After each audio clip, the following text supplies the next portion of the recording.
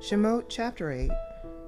Yehovah said to Moshe, "Say to Aharon, reach out your hand with your staff over the rivers, canals, and ponds, and cause frogs to come up onto the land of Egypt." Aharon put out his hand over the waters of Egypt, and the frogs came up and covered the land of Egypt. But the magicians did the same with their secret arts and brought up frogs onto the land of Egypt. Then Pharaoh summoned Moshe and Aharon and said, "Intercede with Yehovah to take the frogs away from me and my people, and I will let the people go and sacrifice to Yehovah." Moshe said to Pharaoh, "Not only that, but you can have the honor of naming the time when I will pray for you, your servants, and your people to be rid of the frogs, both yourselves and your homes, and that they stay only in the river." He answered, "Tomorrow." Moshe said, "It will be as you have said, and from this you will learn that Yehovah, our God, has no equal. The frogs will leave you and your homes, also your servants and your people. They will stay in the river only." Moshe and Aharon left Pharaoh's presence, and Moshe cried to Yehovah about the frogs he had brought on Pharaoh. Yehovah did as Moshe had asked. The frogs died in the houses, courtyards, and fields. They gathered them in heaps till the land stank. But when Pharaoh saw that he had been given some relief, he made himself hard-hearted and would not listen to them, just as Yehovah had said would happen. Yehovah said to Moshe, "Say to Aharon, reach out with your staff and strike the dust on the ground. It will become lice throughout all the land of Egypt." They did it. Aharon reached out his hand with his staff and struck the dust on the ground, and there were lice on people and animals. All the dust on the ground became lice throughout the whole land of Egypt. The magicians tried their secret arts to produce lice.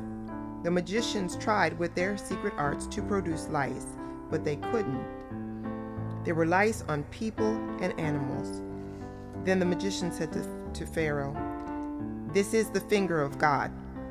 But Pharaoh was made hard-hearted so that he didn't listen to them, just as Yehovah had said would happen. Yehovah said to Moshe, "Get up early in the morning, stand before Pharaoh when he goes out to the water, and say to him, 'Here is what Yehovah says, let my people go so that they can worship me.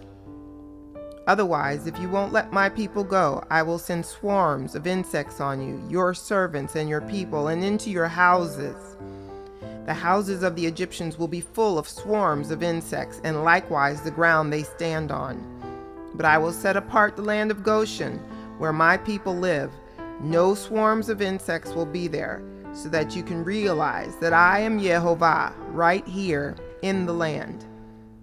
Yes, I will distinguish between my people and your people, and this sign will happen by tomorrow." Yehovah did it. Terrible swarms of insects went into Pharaoh's palace and into all his servants' houses. The insects ruined the entire land of Egypt. Pharaoh summoned Moshe and Aharon and said, "Go and sacrifice to your God here in the land." But Moshe replied, "It would be inappropriate for us to do that, because the animal we sacrifice to Yehovah our God is an abomination to the Egyptians. Won't the Egyptians stone us to death if before their very eyes we sacrifice what they consider an abomination?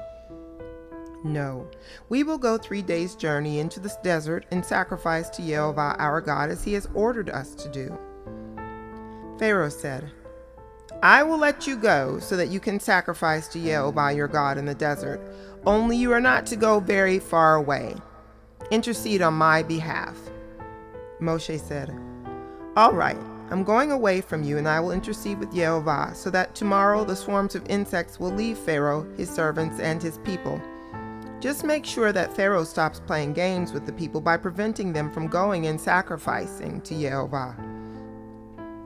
Moshe left Pharaoh and interceded with Yehovah, and Yehovah did what Moshe had asked. He removed the swarms of insects from Pharaoh, his servants, and his people. Not one remained. But this time too, Pharaoh made himself stubborn and didn't let the people go.